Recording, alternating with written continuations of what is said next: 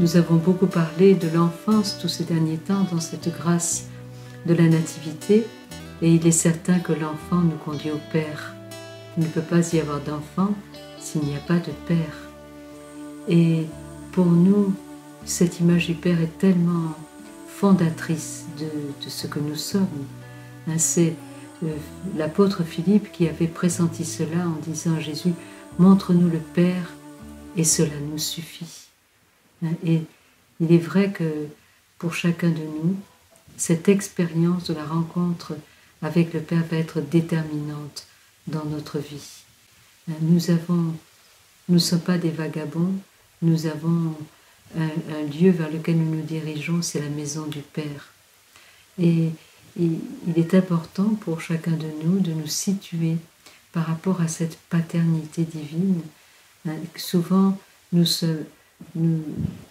avons une mauvaise relation avec la paternité de Dieu parce que nous avons fait des projections de notre expérience avec la paternité humaine.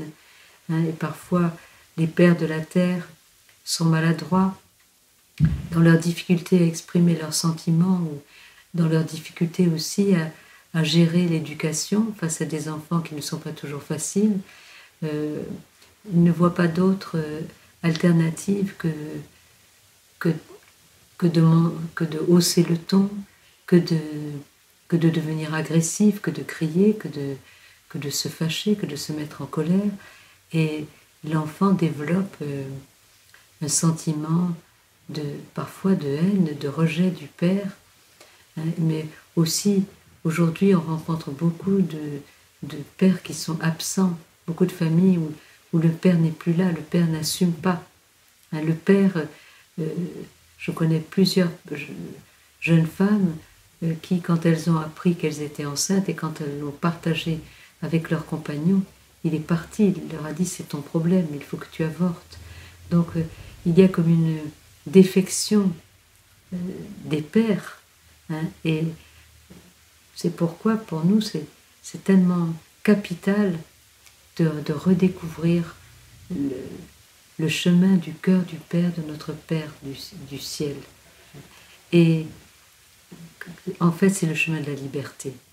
Ainsi, quand le lien qui nous unit à Dieu est distendu ou relâché, alors nous sommes livrés finalement à toutes les dominations du monde, à toutes les dominations. Nous laissons dominer par ceux qui nous entourent, par ceux qui sont les plus forts. Alors que la paternité de Dieu nous respecte infiniment, nous respecte profondément, et c'est à travers son regard que nous découvrons qui nous sommes, à travers son regard que nous nous découvrons uniques, que nous nous découvrons aimés inconditionnellement. Et c'est à travers son regard aussi que nous découvrons cette bénédiction qui repose sur nous, ce que saint Paul appelle le dessein bienveillant du Père sur chacun de nous.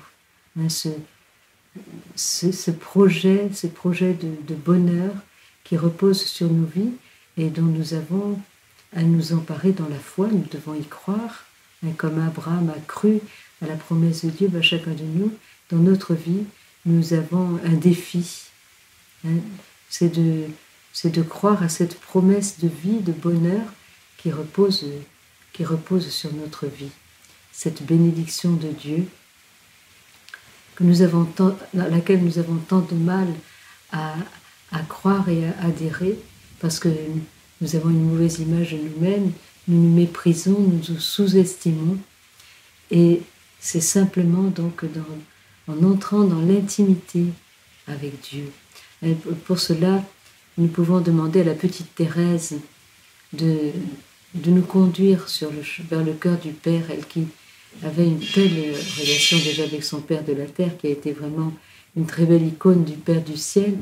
Et elle disait qu'il est doux d'appeler Dieu notre Père, car il n'est qu'amour et miséricorde. C'est la confiance et rien que la confiance qui doit nous conduire à l'amour.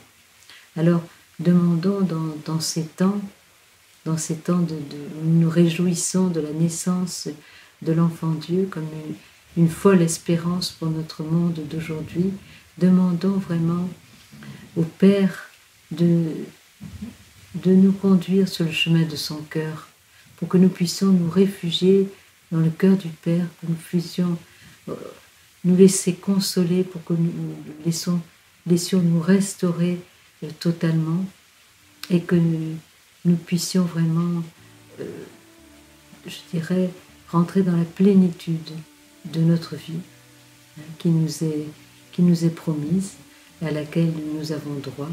C'est notre droit de devenir vraiment ses fils et ses filles bien-aimés.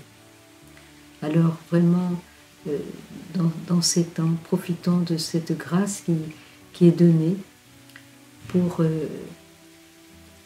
nous emparer de notre héritage.